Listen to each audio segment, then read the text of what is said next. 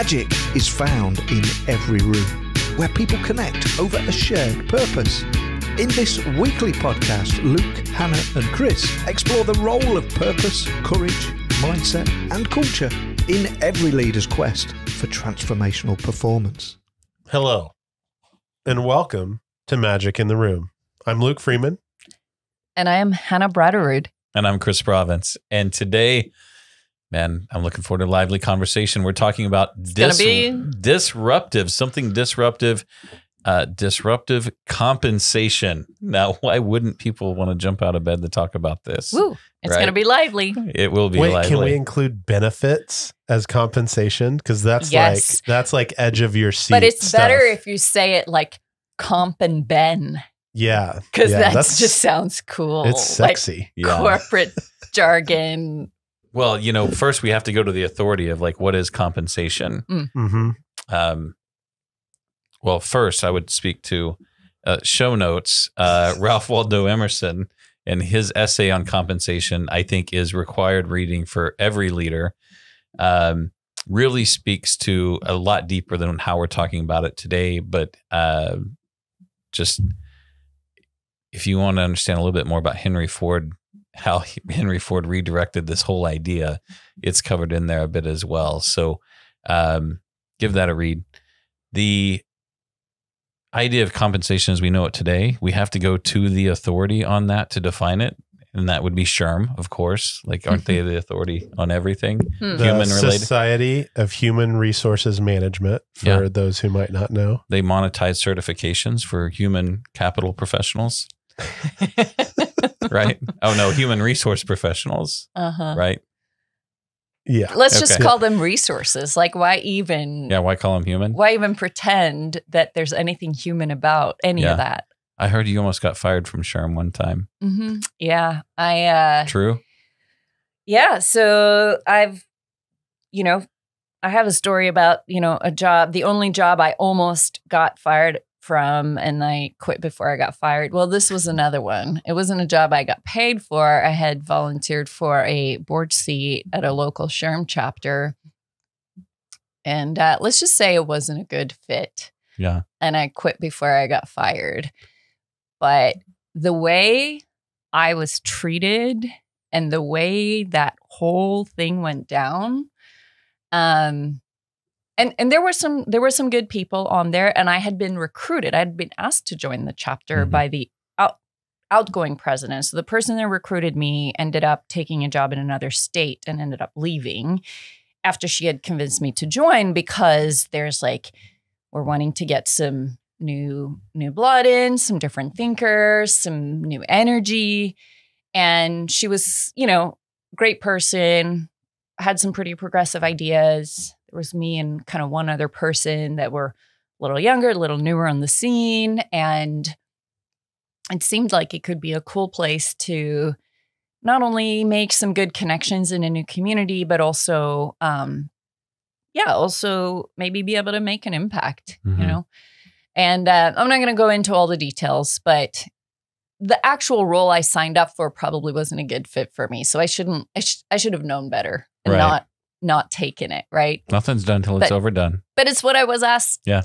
And I wanted to say yes. I wanted to be part of this community. Yeah. And just the experience of, there were a lot of, let's just say, I don't know, just a lot of people that were very stuck in certain ways of doing things and only wanted to do things because it's how we've always done it. Don't you know that? It's the best practice.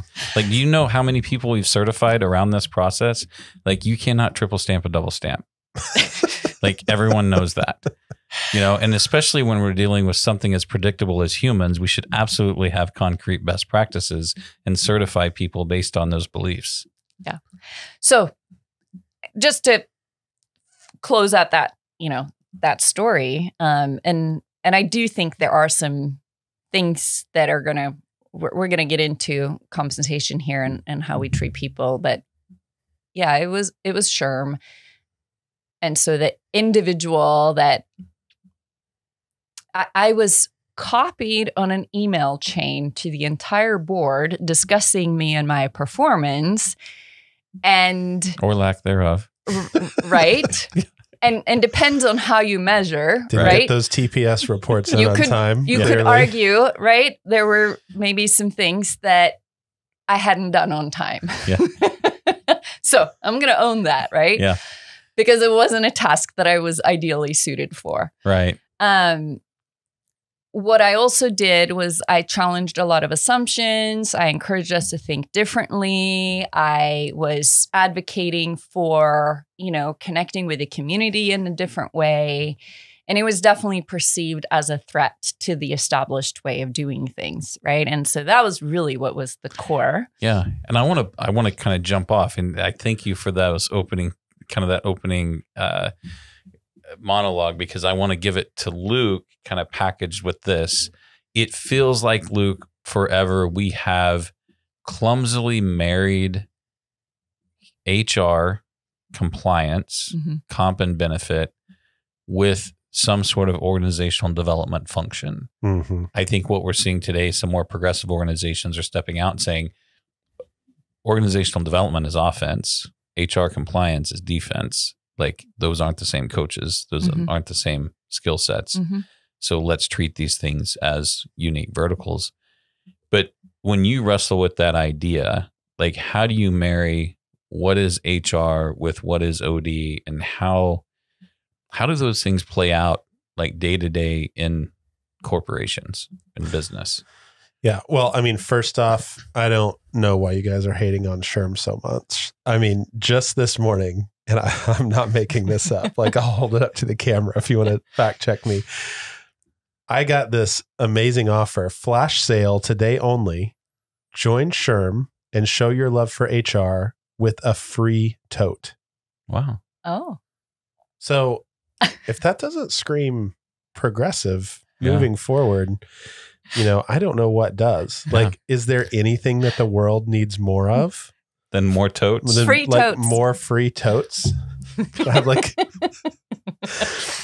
that's like the worst part of going to any conference is I'm like, they're giving me all this stuff in this bag that later I'm going to feel guilty because I feel guilty throwing away a tote bag because it's like a functional thing. Yeah. But also everyone I know has like 50 more than they need. So I'm going to flash back to another conversation we had. They're kind of like greeting cards. Yeah. Kind of like there's a market for them that nobody understands why. I know everyone shows up to a conference with a bag already that they flew on the airplane with. Except for the fact that there's somebody else's name and logo on every single item inside this tote bag. And so now, even if it was an item I actually wanted, I don't want it because it's got your name on it, not my name. First Brotherhood Bank gave me this squishy ball. Okay. The stress ball. And the trash cans in the hotel rooms are never big enough to actually hold all the crap that you get in the tote bag, so it's inevitably pouring over. But we digress. I love the stress ball thing. That'll be on their next email. Get a free stress ball. We're sorry we've diminished you to a number. I know that's stressful. Here's a stress ball with our logo on it. Well, we're talking about compensation, right? Yeah. I mean, what is other useless shit we can give people to try to trade their dollars for hours? Exactly. Okay. So hours. You asked the question about like, how should we think about the relationship between the offense of building culture, value alignment between our team members and the purpose of the organization, and the compliance stuff that we know needs to be done. And I mean, my answer is, I think it can look a lot of different ways, a lot of different places. I mean, we know that smaller organizations, fractional HR compliance solutions work really well for them. We really perform well as a fractional organization development culture initiative, leading type asset. But then there are other places where I think it works really well together if you have a leader that has a lot of breadth, I will say I see that working less often. And I mostly see that working in a place where the CEO or whoever the executive leader is highly values progressive, inclusive culture, and they're asking their HR team to be on the forefront of evolving that direction. I don't see it happening as much when you have folks at the executive level who really their core competencies are either product, sales, marketing, operational effectiveness, and then they also want someone to like do everything related to HR or lead everything in an HR OD function. In those scenarios, what we typically see is that the pressures of the business bring the compliance stuff and the monetization of people to the forefront, and there's less attention paid to what does it mean to work here? What is our primary value proposition to our team members? What are the things that we do to make this a community instead of a transactional place where people trade their time for dollars? So in those settings, we always encourage, like, you need someone that this is all they do. Mm-hmm. They're gathering metrics on community, on engagement, on culture. They're stewarding and cheering on initiatives and programs around how to make this place more of a community, more aligned with what we say we believe. And they are training the leaders across the organization, because the reality of where we live today in the US is that, not mean where we live physically, but where we are culturally, is that, like it or not, most supervisors and managers have been trained, usually not in a classroom. Mm-hmm. They've been trained by life, what it means to be a leader, and it's mostly transactional. Mm-hmm. And so it takes concerted effort to do the retraining necessary for those folks to understand human motivation, to understand employee engagement, mm-hmm. to understand the path to productivity is typically more around coaching than it is around traditional performance management. And so it's hard for someone to lift all of that at once. Yeah. Right. And so I want to give a shout out to Jean Allert. Her and I were having a conversation when she coined the phrase disruptive compensation. Mm-hmm. And I just really think that's what we're in the season of right now. Yeah. But we can't apply old thinking to new problems. Mm-hmm. It's what creates more severe problems. Mm-hmm. Because the thinking that led to those problems is not the thinking that's going to fix those problems. It's exactly what got us here. Right. Like, that thinking got us mm-hmm. here. Yeah. So that thinking cannot get us out of here. Mm-hmm. Yeah. So looking at our SHRM definition of compensation, the compensation is defined as the person's wage plus the cost of the benefits for the person plus the cost of recognition programming for the person. Okay. So when we break it down, technically, what is compensation from an enterprise perspective in the United States? SHRM defines that as your wage plus what it costs to give you your benefits plus what it costs to recognize you equals your compensation. And that is what is required for you to choose to trade your hours for our dollars. Can we get any more transactional than that? I think that's the first problem. Mm-hmm. Right? And so here's what I want to throw out. There is life-depleting work and there's life-giving work. Yes. I think there's only two kinds of work. Mm-hmm. There's different compensations that we're willing to accept for those work types. But let's try this on. I want to throw a disruptive compensation formula at you, which says, yes, your wage is part of the compensation. Yes, the cost of benefits is part of your compensation. But rather than the traditional, like, here's your service award, here's your performance award recognition type programs that are more structured, a little bit rotisserie, that we change this language to say, It is a recognized need. The cost to recognize your need is part of the compensation model. Right. So wage plus benefit expense plus cost of recognizing your need, that is what I think the disruptive compensation formula looks like. So I want to kick off this part of the conversation by saying, when I look across an organization, I talked to a general manager about this exact thing last night. I look at an organization, and come Christmas time, they do a $25 Walmart gift card for every employee to get a holiday turkey. Okay. The need for that gift card is very different from a director to a frontline. Like, they're recognizing the same need up and down the chain, like really all through the hierarchy, without consideration of who actually has the need and who doesn't. Right. It's a need. For some. I mean, yeah, it's a need. Who is the need for is the other question. Who values that? Who values that? And value is always in the eye of the beholder. It's always about, what does that person value? And then to take it to the next step is like, there's a difference between handing someone the turkey, giving them a gift card to go to Walmart and buy the turkey, or just putting it on their check and letting them worry about it themselves. Like, so this really starts to break down, and we're using a simple kind of delivery. But thinking about, in organizations, some people in this organization have a need for community service opportunities. Some people in this organization have transportation needs. Some of them have fuel needs. Some of them need hygiene security. Some of them need flexibility. Some want time off. Some want words of, achievement or accolades. Some want quality time with their supervisors. Some have food security they need addressed. But Chris, is our job to just give people what they want?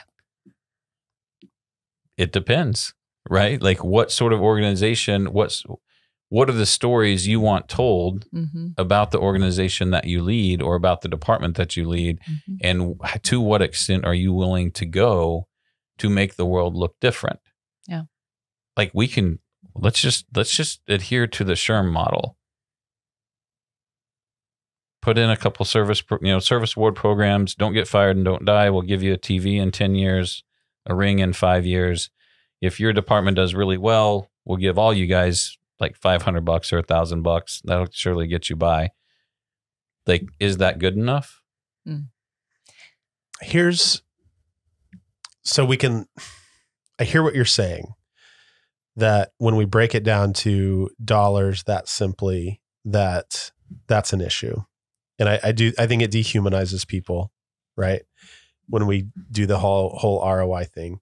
But what I think is the larger issue with looking at compensation that way and not looking at individual need is the mindset that it produces in leaders. Yeah. Because when you approach compensation purely from the dollars and cents budget perspective,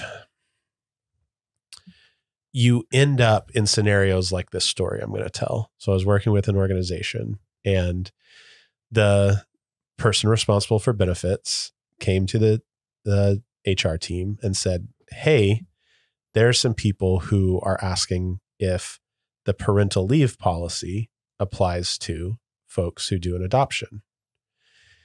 And what proceeded to happen was a financial analysis of how much it would cost to extend that benefit to cover adoption, a large proposal being written, the board considering the proposal, and then kind of like a woo, oh wow, celebration and relief when that proposal was approved. That whole rigmarole around just meeting the basic human need, and like the justification that had to happen, because when someone looks at the dollars and cents, they're like, well, are people maybe going to like take advantage of this? Are people going to actually use the benefit we're providing? Well, no, like, are they going to take advantage of us? Right. Are they going to take our money? They're going to figure out a scheme where they keep their cousin's kid and they claim this benefit because their cousin has cancer and they have to keep them for 6 months, but it's not a legal adoption. So what do we have to write in the policy where they have to show us the new birth certificate that comes from the legal adoption? Like, all of that rigmarole and all of that effort is an outcome of a mindset around this view of compensation. Mm-hmm. Yeah. And I think for us sitting here talking about it, it's really easy to be like, oh my gosh, like, just obviously, yes. Why did it take us this long to think about it this way? Of course, that's the right thing to do that aligns with the values of any company that has values, right? Mm-hmm. So the fact that there was all that rigmarole, I mean, that's an operational issue. Mm-hmm. That's a performance issue because that's a whole project that you could have actually done a project that mattered. Yeah. That there was actually a question about, is it the right thing to do or not? Yeah. I mean, how much time and how many cycles of work did that burn for somebody or multiple somebodies in a company, right? Yeah. To go through all of that. And I think that's part of it's scary, right? When I'm thinking about, here's the way we compensate people today. Here's the fringe benefits we have available today. I think it's really scary to try to change them because they always feel like they're concreted in there. Yeah. Like, man, we've got posters about these benefits that we already have. Like, there's a guy at my office, my cube mate over here, like, he's smiling in one of the posters talking about this benefit or the other. Who cares if anybody actually uses it? But like, it takes so much courage to change it. Mm-hmm. But again, it's one of those spots where there's massive upside for the standing of the organization and the character of the organization. If I know that I'm in a high cost housing market, but I have a lot of low wage employees, like, yeah, maybe I can't take the responsibility for making sure they have housing. Yeah. But I can certainly help with a locker and a shower, maybe. Yeah. If it's appropriate for the business that we're operating. Right. So it's just thinking about, I may not be able to provide you, a steak dinner every night, but chicken noodles once a week and maybe peanut butter and jelly as a standing menu item. Yeah. Like, what are the somethings that we can do? So rather than worrying about what we can't do, maybe the idea is starting, like, think big, but start small and increment our ways to, we're not building apartments, we're building a shower and some lockers. Yeah. We're not creating meals, but we're offering, produce and peanut butter and jelly. We're not, what can we do? Right. Well, and so you brought up housing, right? And that is a conversation that's come up a lot lately in different contexts and with different clients in different parts of the country, in different industries. It comes up a lot in Big Sky where I live, right? Because employee housing is the biggest challenge right now. The second biggest challenge is transportation because there's not affordable housing for workers in our community. A lot of people are commuting from other communities an hour away, right? And so that just causes this ripple effect. And so when you're trying to then start a bus company to bus people back and forth, you don't get enough bus drivers because of the same exact issue. So it's like, you're doomed if you do, you're doomed if you don't. But we are seeing how in some communities and in some industries, the competitive advantage is if you can provide employee housing. The only way you're going to get workers is if you can also house them, right? Yeah. And provide transportation for them. So there's something about the optics, and we've talked about, in our previous episode, we started scratching at the surface of well-being as an outcome of community-based employment. And so if we do think of our organizations, companies as communities, what does the community need to thrive and be healthy and operate effectively. Right. And I want to pick up on this idea. Let's continue this conversation, but right now let's take a quick break and let's do our question of the day.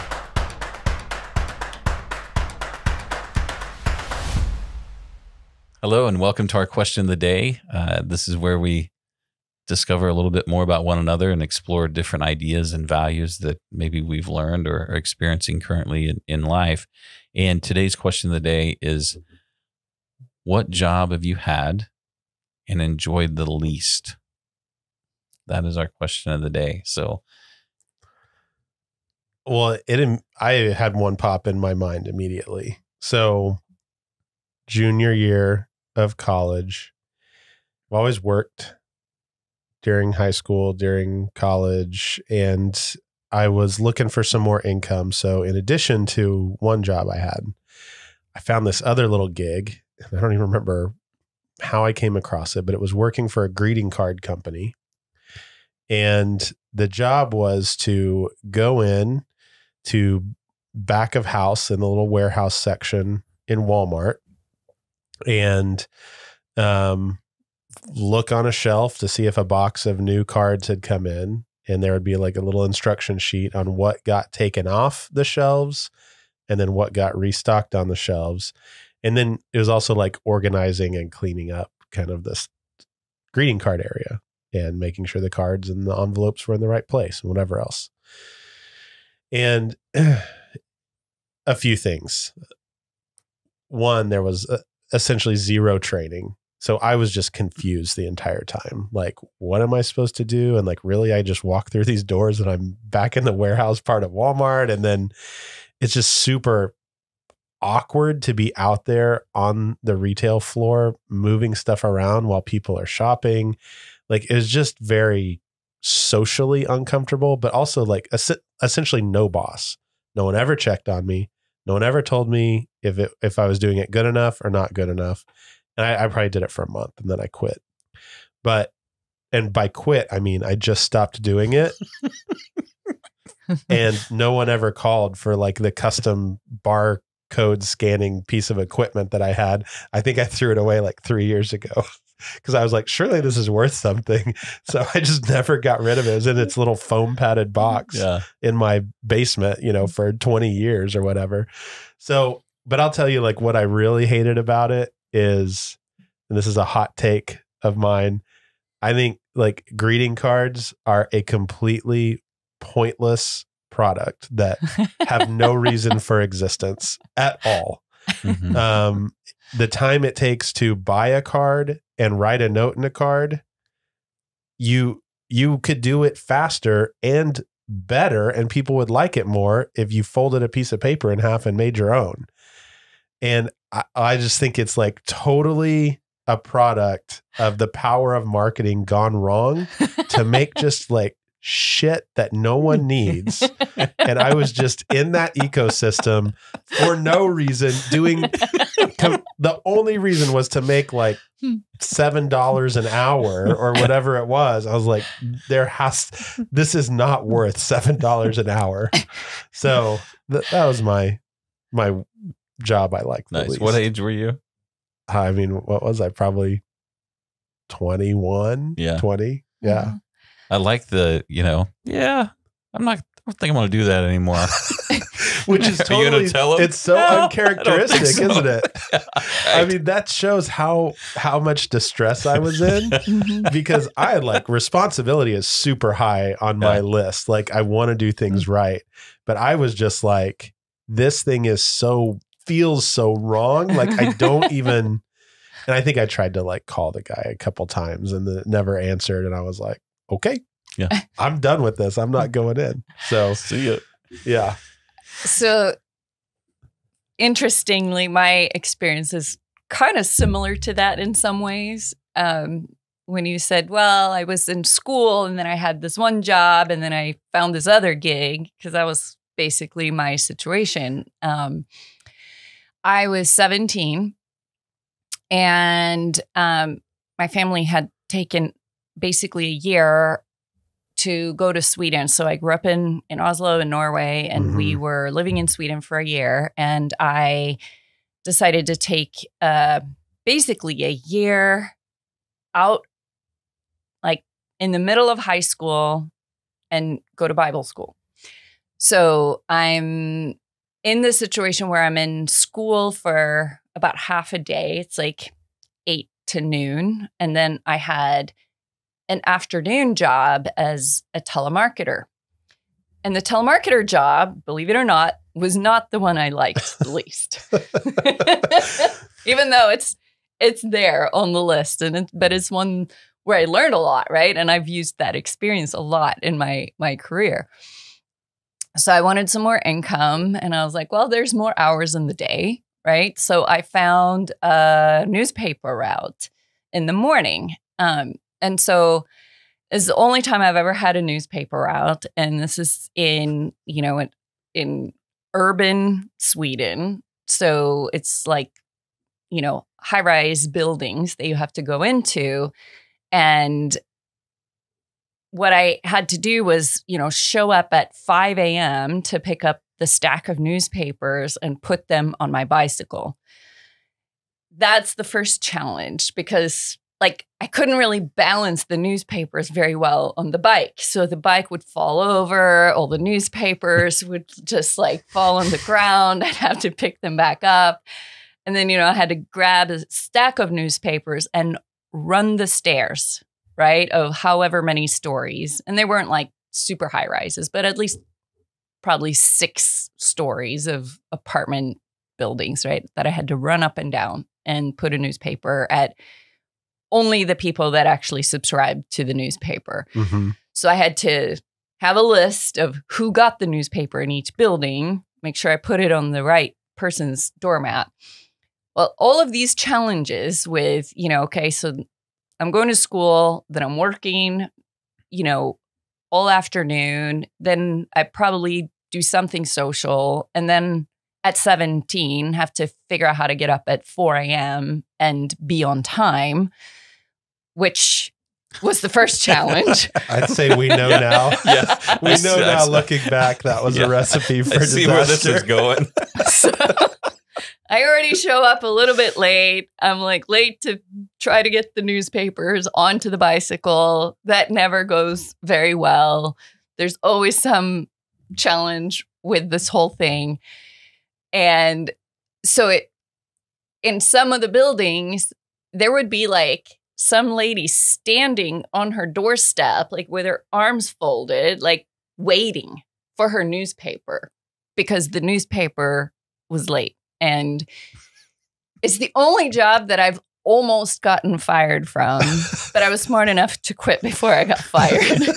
Is that lady that used to stand in front of her door, does she need a job? Probably. So I get a hold of her. So it's kind of the story of my life. It was the one more thing that was just too much. Nothing's done till it's overdone. Yep. Yeah. Right. Keep iterating. That's what I always loved about working with you in grad school, even. It's nothing we did was done until it was time to turn it in. Mm-hmm. Even though in my world it was done 3 days, on Wednesday, Hannah's still driving this thing Sunday at 10 a.m. And I'm like, Hannah's done. It was done 3 days ago. No, and she's constantly writing and rewriting, clarifying and restructuring and re-racking, and it can always be better, right? And that's something I really appreciate about you. I mean, it really is, because you have to have that person on a team that says, this is great. Now, for it to serve the next 50 years, it has to be greater. Mm-hmm. And not putting the things down and continuing to iterate. So I appreciate you bringing that to our team. And, it might have showed up as a newspaper carrier, at one point in your life, but now it shows up as a curriculum designer and a world-class trainer. So thank you. My least favorite job, I was 22 years old. Had just finished undergraduate at Stillwater. Was getting ready to go to University of Tulsa for law school in the fall. So I had to have something that summer. So I knew it was a little short program, needed something for 3 months or so. And I had an aunt and uncle that both retired from a cement manufacturer here in Tulsa.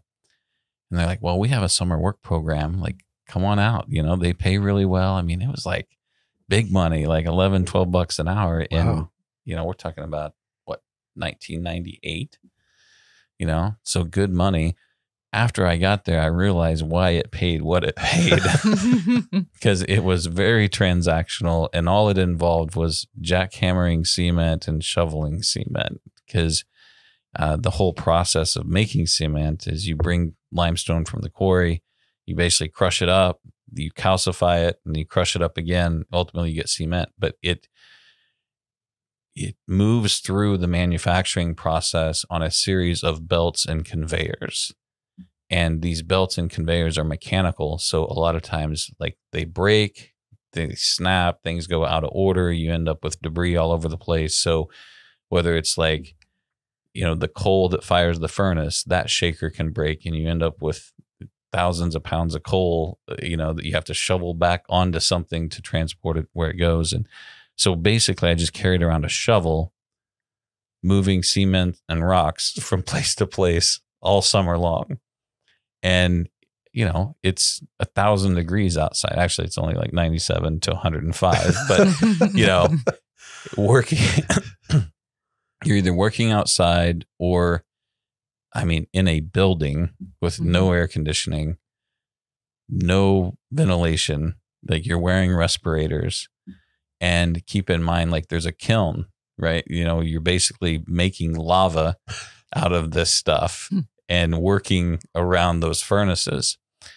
And like, that's really rough, because that, you know, you're talking maybe 140 degrees in those environments. But then in the middle of the summer, you have a shutdown, and the kilns are these big, long steel, iron,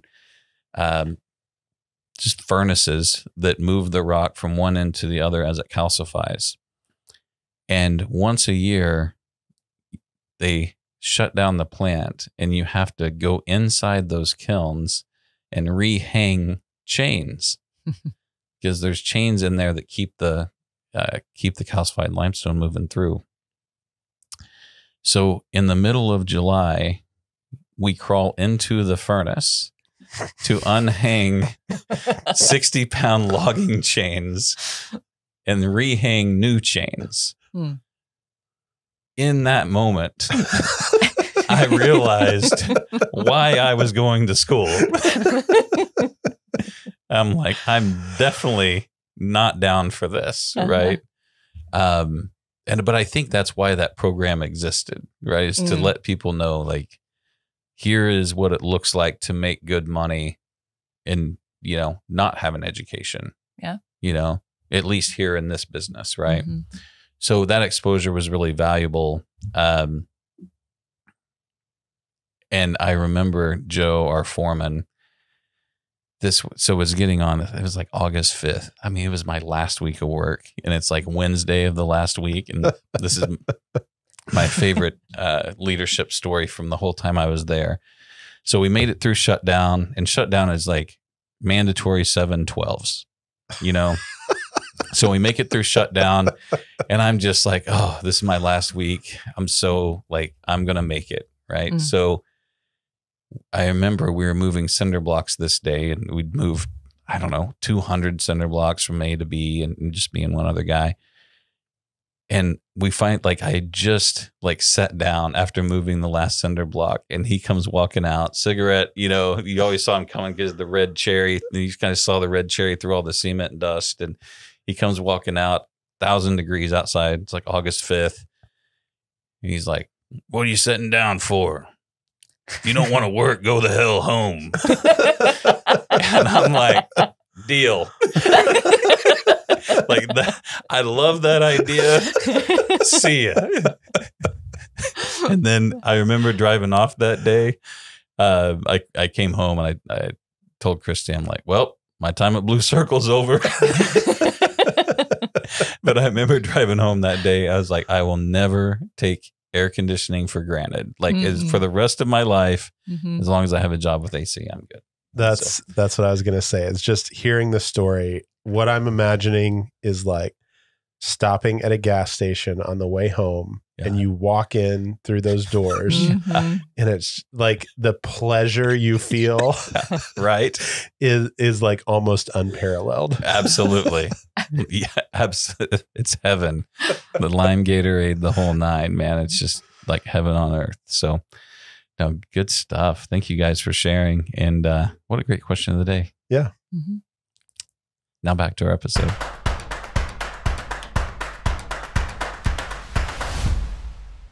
So kind of with that, what are some of those responsibilities? You're right, Hannah, housing it's a topic. And here's the question that I ask. If I'm not thinking about that as a leader or trying to solve for that, who will? And it goes back to, am I going to be regulated to do it?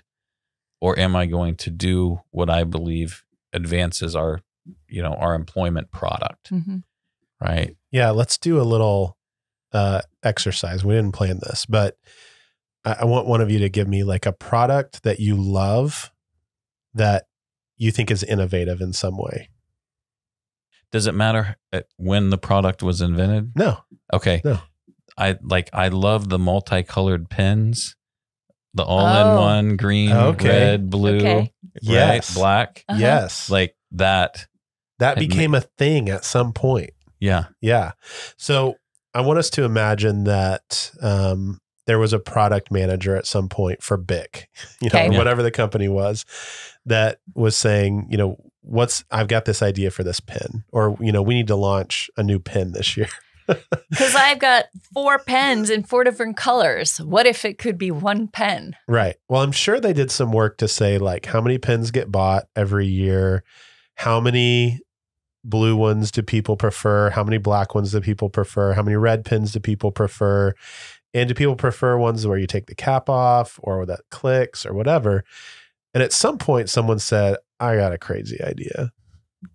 Like, what if someone doesn't have to carry around 4 pens? And could we technologically do that? Well, I think we could.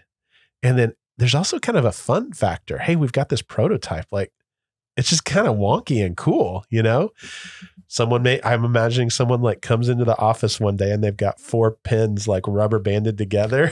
They're like, guys, like, how fun is this? Look what I can do,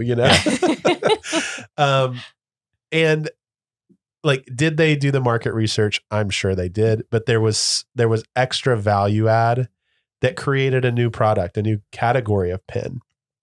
And I think the trap that things like SHRM fall into is when our only compensation and benefit strategy is benchmarking plus budget, growth strategy, whatever, then that's going to spit us out the right number. We're only looking at the types and colors of pens that got sold last year. We're not coming up with the new multicolor, fun little pen thing. Right. And do we need to do benchmarking? Yes, I think we need to get that data. But when that is people's entire job, to benchmark and then to optimize and then to manage a vanilla program, I just think pretty much every company can do better than that. Well, I don't think it's that much to ask to say, like, think a little bit harder about what you believe, what it means to work here, and the unique needs of your workforce or a segment of your workforce. And, we've only been around for, a few thousand years as a culture, right? So, like, there's lots of new stuff to be invented. So think about it. And maybe it's housing, and maybe it's transportation, and maybe it's pet insurance, right? Which people make fun of, but in the right markets, like, there's a reason that exists and people pay for it, because there are some people that's super valuable to them. right? The folks who adopt because they can't have kids. Yeah. Right. Or the family member dies and they adopt their cousin's child. Right. Right. There is a need that you could actually think about and presuppose and not just be like, well, I don't know. Has anyone even done that before? Here's best practice. Like, let me call SHRM. I want to look at their workforce report from last year. Cause like that plus 5% is the best I can do. Yeah. And so here's this idea playing out where we have all been trained, intentionally or not, this mindset of, if I'm the organization, I'm questioning, how much do I have to pay you in order to get you here? And what is the least amount that I can pay you to keep you here? Fundamentally broken. Like that is the training. That is the training we've all been subjected to. And the question that's not asked is, how much can I pay you and still have a healthy business? Yeah. Right. And so now we're also talking a little bit about motivation, right? It opens up the door to let's have a conversation about what truly motivates people, because that's what we're trying to achieve, right? We pay people at least the minimum amount that they're going to show up because they can, pay their bills. And then we've been using carrots and sticks traditionally because we thought that was how human psychology actually works. And turns out it's not. We've had some previous episodes talking about, different ways that the brain works. So we won't dive into all of that. But if you haven't read Daniel Pink's book, Drive, The Surprising Truth About What Motivates Us, I'd highly recommend it. It kind of really sheds light on intrinsic versus extrinsic motivation, what really actually are the things that people are motivated by, which are all internal things, right? Yes, you can impact performance. You can get incrementally more performance for a short amount of time by throwing financial incentives at people. And I'm not saying we shouldn't pay people well. That's not what this conversation is about, right? We have to pay people well so they can feel confident that they can pay their bills, right? But incremental financial incentives only go so far, and they are short-lived, and they act like a drug. So you have to continue to up the dose to get similar effects, right? And then it also, when it becomes an expectation, what you do is you are actually trading in motivation. You are asking people to trade in their intrinsic motivation for an extrinsic reward. Right. So if we do think about compensation holistically, and if our goal is to get the best business outcomes and the best performance outcomes on every measure, we have to think more broadly about compensation. We have to think about, how do we create an environment in which people want to give their best and in which they feel like there's a reasonable value exchange, right? For the energy that I put in at my work every day, what are the things I get back from that? Oh, and I'm just sitting here like maybe half boiling and half heartbroken because I don't want to stay at a property that makes $160 million last year, and the housekeeper that just cleaned my room is sleeping outside in the car. If that is the extent of that property's responsibility or that organization's responsibility, I do not want to transact with them. And if I knew that was the policy, I wouldn't be there. So we speak to organizational character and how that engages people and gets best effort. And like I said, we don't have to be on the hook to give them the house. We are on the hook to think about compensation differently. Yeah. And there's not anywhere in any of these equations that says the wage has to be primary. Mm-hmm. Couple things. This is a tangent, but I'm just going to say it. Get it out of my head here. In the same way that things like Glassdoor are becoming common for people to check out, like employee reviews or whatever, before they go choose to work somewhere. Man, if there's a day coming where I have something pop up on my phone when I'm getting ready to choose a restaurant, like maybe it's part of Google reviews, whatever, that shows the well-being score of the employees right at wherever I'm choosing to go do commerce, the world would suck for a lot of businesses. Yeah. And it would be amazing. Well, for get others. ready for it to suck, because like that's exactly like, so everything iterates. Like, where are we headed? Yeah. You know? So I'm just kind of futuristing it there. And maybe any developers out there, I don't know, maybe we should talk to our VC friends. Yeah. That would be a really interesting platform to create. Or Google, just go buy Glassdoor, slam them together. Right. Yeah. So, what I really wanted to say is I just want to put some feet on this idea of what if you flip the script and say, what's the most I can afford to pay you and have a healthy business? Mm-hmm. Because I think people probably hear that and it is so outside of what we have been trained that I think it's hard to conceptualize. So we're a small professional services firm. So that's our context, but I'll just pull back the curtain a little bit. So we as a team have had conversation about what's the amount of monthly revenue that we need to hold back to fund projects, to fund capital expenditures, to fund business development, travel, like all of our expenses, right? Anything above that amount, we do a rev share monthly for our team members. Mm-hmm.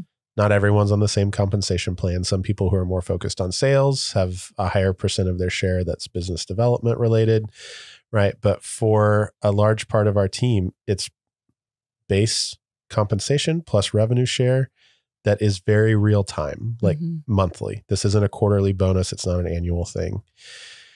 And what that means is that everyone has a say in how that gets diluted. Mm-hmm. So whenever we add team members, that's a team conversation. Yeah. Do we want to take on more work and potentially have higher revenue share of our team?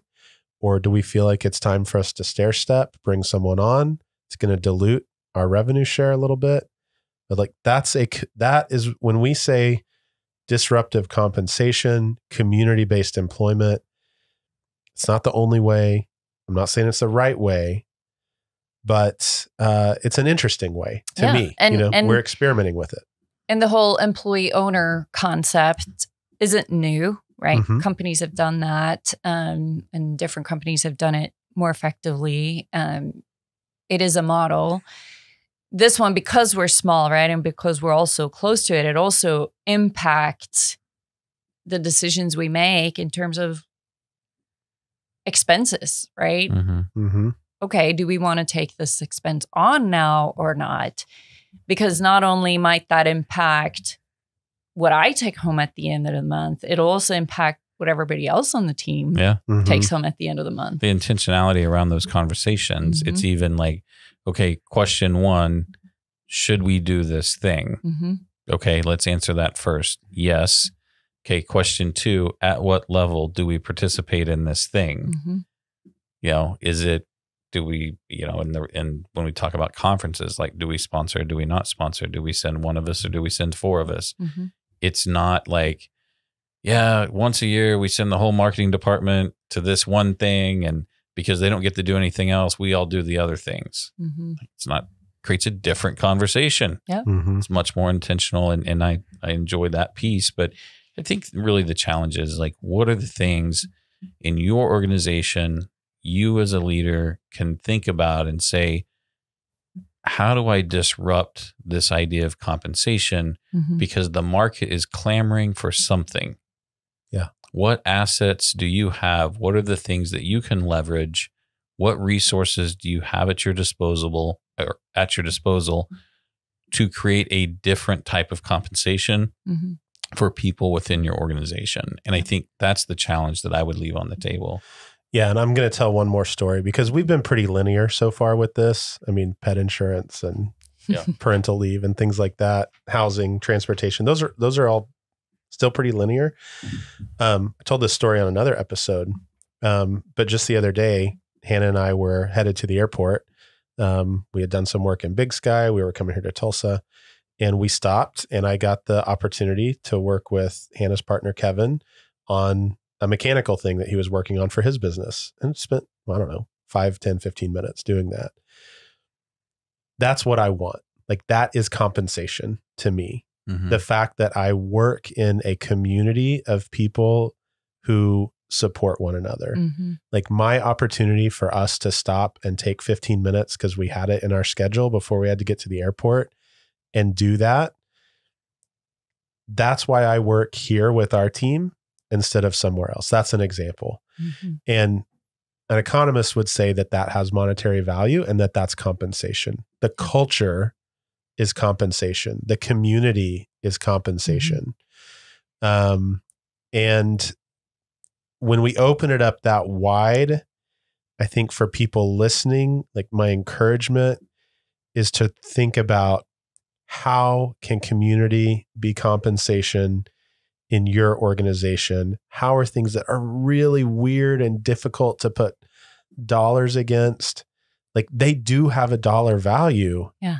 And they have return on investment. And, not only that, but like, what do you want to do? What do you want it? What do you want people to say when they describe what it means to work for you?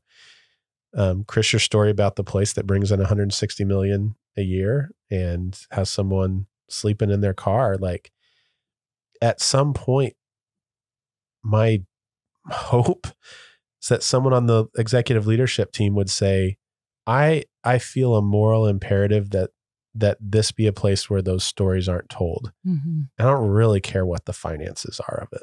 Yeah. We might have to adjust a lot of things to execute on a moral imperative or a moral calling, like whatever you want to call it. Mm-hmm. Mm-hmm.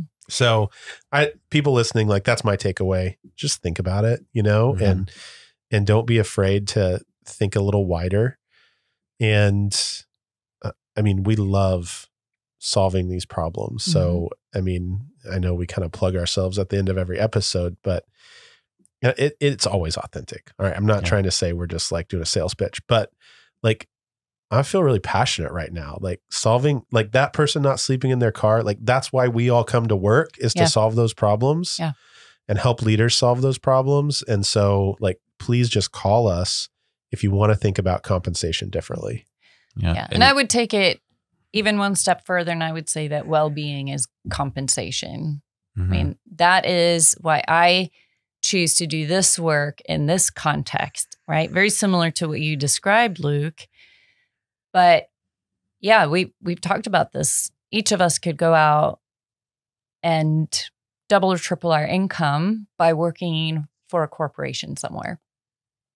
And I choose, because I don't see my compensation as simply monetary.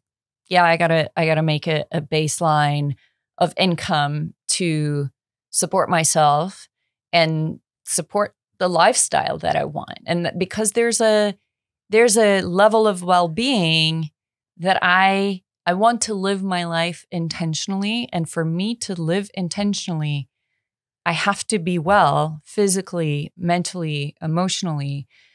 And so there's a lot of, you can call them trade-offs. I like to think of it as compensation, right? Mm-hmm. I get to live in a community where I can't afford to buy a house, but I get to live there and enjoy being there, right? Right. I get to do really meaningful work every day. I get to work with people that I value and respect and get treated with respect.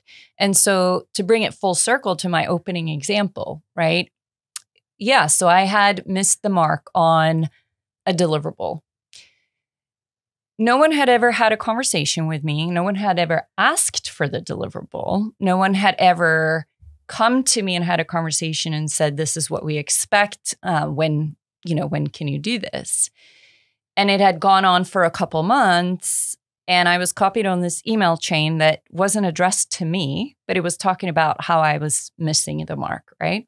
So I replied back to all and said, I would appreciate, if you have any concerns with my performance, to just have a conversation about it, right? And then emails were flying, and I think the person didn't really know that I was on this chain. Other people were mortified, right?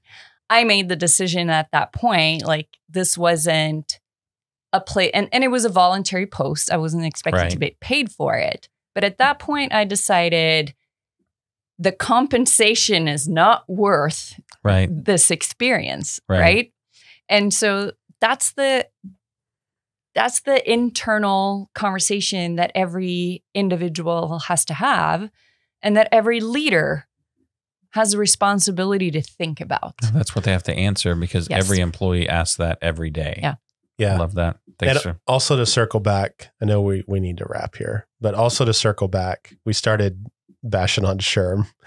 And if you're not going to get invited to their conference, if SHRM, maybe they are like, hey, we want to have someone come and challenge us. If their compensation equation also included, like, take this dollar figure, compensation plus benefits plus recognition. All right, now minus X% based on leadership effectiveness, right? There is a financial cost to shitty leaders. We know most people leave jobs because of the person they report to. So good leadership is also compensation. Yeah. Bad leadership. Yeah. You might as well take the $100 you're spending on whatever that recognition thing is, rip it, take 250s and burn one of them if that person's boss sucks. Yeah. So, all of the point is, like, we need to think differently about compensation. And absolutely. Yeah. And the people who lead and steward I'll use the word resources, and I don't like to think of people as resources, right? But we have this term human resources or human capital that we were all kind of making fun of at the beginning of the episode, right? For me, what was disheartening about that experience was that this was an individual who is a member of SHRM, who is responsible for leading human resource practices at a company and other companies and setting the standard, right? So I just want to put the challenge out there. If you are in HR, or if you are a leader at any level in an organization, think about what is the experience that your team members are having, and what are all the elements of compensation that they might be considering. Thanks, Hannah, for wrapping that up and bringing that all the way back around, and for just kind of your personal story and how this kind of whole thread has shown up, like, for you in real time. Hopefully, everybody that's listening has seen a little bit of this play out in their own life. And these are the conversations we love having. So please come see us at purposeandperformancegroup.com. Get a hold of us, and let's bounce some ideas around about maybe how your organization can consider compensation differently. And most importantly, thank you for giving us a listen here on Magic in the Room. Hannah, thank you. Luke, thank you. Until next time.